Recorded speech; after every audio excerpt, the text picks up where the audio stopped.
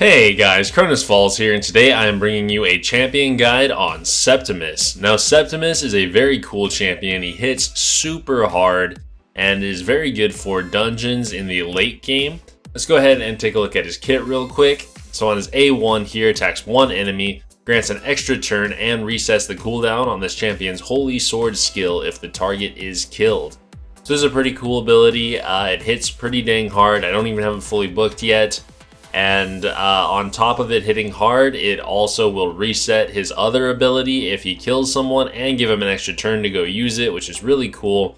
Definitely helps speed him up. Let's go ahead and take a look at his A2 here. I unfortunately also do not have this fully booked. I would get an extra 10% damage off of it.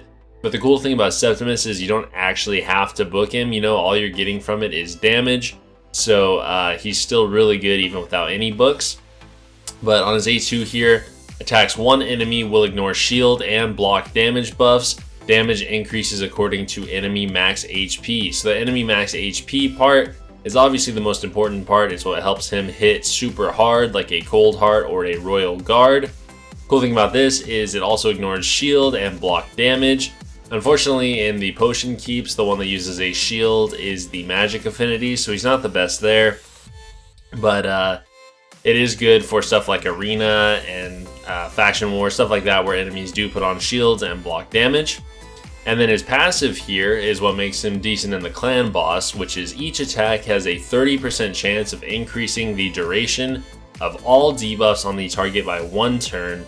Damage inflicted by each attack increases by 30% if the enemy's current HP is over 50%. So when you are running him in something like a spider, clan boss, something like that, his Holy Sword is going to hit way harder when it's above 50%. So that's something to keep in mind. You do want him to be hitting first, just to make sure that he does hit that enemy when they're over that cap. He also has an aura here, increases ally attack in all battles by 23%. Not a great aura. But one other thing to mention here, like I said, the reason it is good against clan boss is the debuff increase. So it's not super consistent. It's only 30% chance. Much better on a counterattack team since he gets more attacks out. But overall, not one of the most consistent debuff extenders. I think Bulwark is better. And obviously Vizier is better. Warlord is, I think, about the same. Maybe a little bit better than Warlord. I'm not sure, just because every one of his attacks will do it. But Warlord obviously has much more utility in the clan boss, so better overall. So that is his kit. Let's look at his Masteries real quick, and then we'll go into the build. So Masteries, I've just gone pure damage here. So crit rate, crit damage, do more damage when he's at full HP. Whirlwind of Death, get some extra speed when he kills people. Ruthless Ambush, increases damage inflicted by 8% on first hit. Bring It Down, it increases damage by 6% when attacking targets with higher max HP. Wrath of the Slain increases damage inflicted by 5% for each dead ally. That doesn't come into play too often. Blood Shield, that's not too important. Does give him a little bit of a shield, but it helps him get to Stoked to Fury here. Increases damage inflicted by 4% for each debuff on this champion. So that's going to be cool. I'm going to be pairing him up with Gerp Tuck to see if I can get some really good spider times out of it. So got that going as well. And then finally coming into Helm Smasher here, has a 50% chance of ignoring 25% of the target's defense. For skills that ignore defense, this 25% is in addition to the amount ignored by the skill. So obviously it's not the most consistent, but it does give a lot of extra damage when it goes off. I might also test Flawless Execution because that's much more consistent, just a flat 20% increased crit damage. So either way is good. I think Helm Smasher does more damage, but is less consistent than Flawless Execution. And then in the support tree over here, I've got Steadfast, just some extra HP. Exalt, really none of these matter except Lore of Steel. That's all I was coming in for, because I do eventually want to get him into some crit damage gear.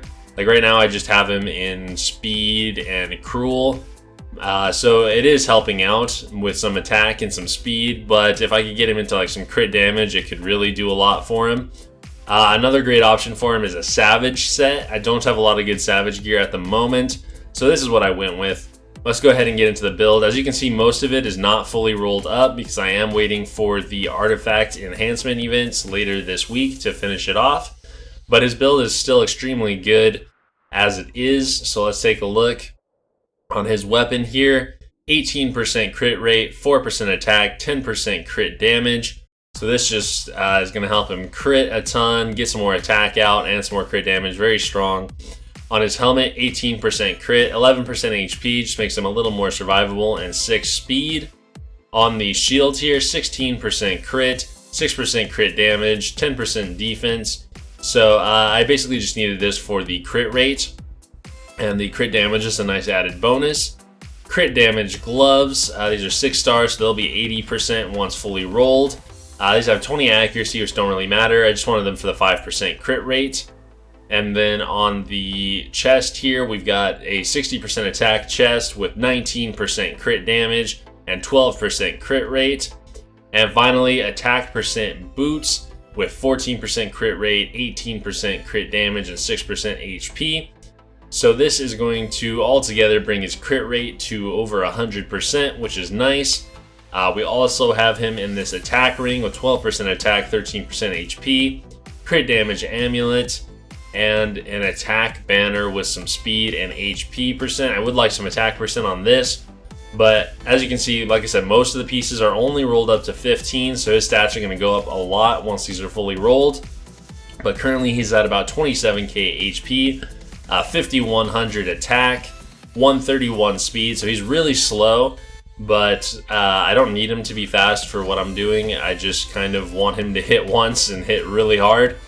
100% crit rate, 227 crit damage. That's going to be more like 250 by the time all is said and done. We don't need accuracy. So that is the build on this guy. Let's go ahead and show what I can do with him here. So first of all, he's really good for just speed farming through stuff like this. So let's go ahead and take Cold Heart out here and throw him in. Anyone else I want to come into this? Let's see, I think that is going to be pretty good. Maybe take Madame Saris out as well and throw in Miscreated Monster, let's say. Alright, so let's go ahead and give this a run here and see what it'll do. I actually haven't tested this one out, but I was speed farming the Force Keep last night, and it was going pretty well. The nice thing is Septimus can do that with his A1, just knock people down. So he just comes in with his A1, kills someone, takes an extra turn, so his speed doesn't need to be that high, because as long as he can kill someone, he can take another turn. It's basically like he's at 200 speed, assuming that he does get a kill, like that, and boom, takes out half the health in one hit. Even though it's on a 4-turn cooldown, he gets that Holy Sword around a lot, and this is going to be about a 40-second farm on the Arcane Keep. Obviously that can get a lot faster with like Royal Guards, stuff like that. But still, as you can see, 35 second there, pretty good. Best time 32 seconds, and that was before using him. I can definitely get that time down if I optimize this team. But there's that. Let's take a look at the Force Keep here. I've been doing it in about 40 seconds. Ice Golem, this team that I'm running, is pretty quick here. So let's see, we've got Mashaled, we've got Arbiter, Rotos, Septimus, and Stagnite. It's probably a little dangerous. I've only run it once, but it was pretty quick. So let's go ahead and see here how it does. So we go ahead, get the leech up, get the fears. So we should just absolutely wreck this first wave here. Boom, knocking him down. We're gonna get Septimus coming back through in a second here with his A1. If Mashaled doesn't kill everyone first. There we go. So now he's going to have his Holy Sword back around for this wave here. We're going to get up our Fears and Leech again. Big hits all around. Holy Sword's about to come through and kill someone. Boom. Unfortunately, doesn't go on these guys right here, but that's okay. Rotos also hitting super hard, just knocking people out. Get our decreased defense up, go A1, boom. Both of those guys are down before they manage to get their shriek off, and at 45 seconds, we are up at the boss. Now, this is where it can really spiral, I suppose. It could go extremely fast if Rotos does manage to block revives on these guys, or it could take a little bit longer. It's all RNG. Let's see though, he does get one off. Now he's going to get a big hit on the boss. So we have a lot of big hitters here. If we do happen to trigger 2 of his slams in a row, then we could potentially be looking at a loss there. But our Arbiter is very tanky, so she should potentially survive and keep us going. We've got the ad down already. We're at about 1:30 right now. And once Septimus comes in with his Giant Slayer on the boss, that's going to be a huge hit for us. Unfortunately, Rotos A3 just isn't coming in at the right time to block that. But with the leech from Masha Led, he's getting a ton of healing, so basically my team's always at full health, which is nice. We take 2 big hits there. Let's see if Arbiter can bring Septimus back. Not quite. We don't have the proper rotation. So this definitely isn't the fastest run this could do, but we're still getting through it very quick for Ice Golem 20. Looks like it's going to be about a 2-minute, 15-second run maybe. Let's see, do we get the Holy Sword here? We do, and that's going to be it. 2 minutes, 5 seconds. That's my best time so far, and it can definitely get better. Like I said, it's just all RNG based, so this team is definitely going to help me get through Ice Golem tournaments. And as you saw, it's pretty safe compared to other teams like Double Royal Guard, stuff like that. So that is pretty cool. Let's go ahead and take a look now at the Spider's Den, because this is where I have the most use for him. I went ahead and built him up just yesterday because I want to test him out with Gerptuck once I manage to summon him. I should be getting Perforator either later today or tomorrow, which will allow me to fuse a second Umbral, and then I can go ahead and fuse Gerptuck and get him working. So look forward to that. But for now, this is the team I'm running. It is a pretty good time, so let's just go ahead and get into it. It's full auto as well. It's not a 100% run though, because if the decreased defense does happen to get resisted, then we're kind of screwed. If I had like a Ghostborn or something, it would be GG. Let's see here. We should be getting our HP burns out now. We get the decreased defense. Boom, Septimus comes in for 1.8 million. If we get the Helm Smasher, that can be up to 2.5 million. Heartseeker comes off, boom, the boss is already down to 1/3 health, Septimus goes down, that is fine. Now we're just waiting for the HP burns to go ahead and finish her off, and that's what takes a long time about this run. So I'm hoping that I can go ahead and get Gallic out of there once Gerptuck is in, and then we can get it down to more like a 15-second run or so. But there we go, 41 seconds, best time with this team so far has been 35. So yeah, I mean, Septimus, he's a monster coming in there without the Helm Smasher, hitting for almost 2 million. Cold Heart only hit for 1.5, as you can see here. Ultimate Gallic still doing the majority of the damage with his HP burns, but that's just to be expected because he's not only damaging the boss. So, as I mentioned, he can be very good in Clan Boss. I wonder, hey, Bannerlords is up, but I already ran it. Oh, darn, that's a shame.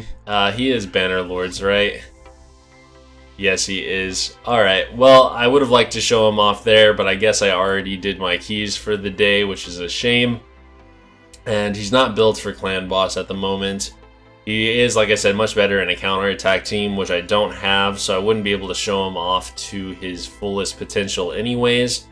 But he has been used in some very high-end teams. Obviously, his Holy Sword ability hits very hard, so he can put out some pretty serious damage.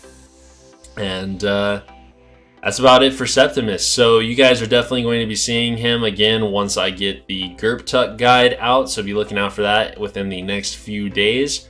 And subscribe if you haven't already. Make sure to leave a comment down below or join my Discord if you have anything you'd like to talk about. I'm always happy to give you guys advice. And thanks for watching.